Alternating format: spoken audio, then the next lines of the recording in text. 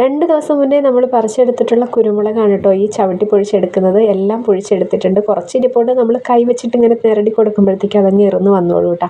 അപ്പോൾ മോളാണ് ഹെൽപ്പറായിട്ട് ഉമ്മച്ചി സഹായിക്കാൻ വേണ്ടി നിൽക്കുന്നത്. അങ്ങനെ കൊച്ചുമോളും ഉമ്മച്ചിയും കൂടെ കൊണ്ട് ഉണക്കാനായിട്ട് ഇട്ട് കൊടുക്കുന്നുണ്ട് കേട്ടോ. 2 ദിവസമായിട്ട് ചെറിയ ചാറ്റൽ മഴയായിട്ട് നിൽക്കുകയാണ്. നല്ല കാറ്റും ഉണ്ട്.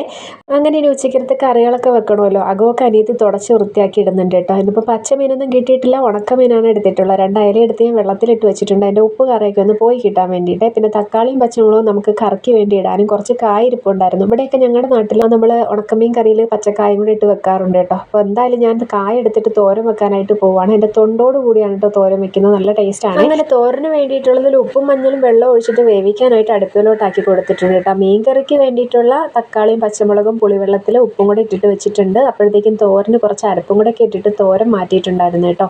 ഈ സമയം നമ്മുടെ ഉപ്പുമീൻ്റെ ഉപ്പെല്ലാം പോയി കിടപ്പുണ്ടായിരുന്നേ. ഇതിപ്പോൾ പുളിവെള്ളത്തിൽ കിടന്നിട്ടൊന്ന് തിളച്ച് വരുന്ന സമയത്ത് ഇതിലേക്ക് നമ്മൾ മീനൊക്കെ ഇട്ട് കൊടുക്കുന്നുണ്ട്.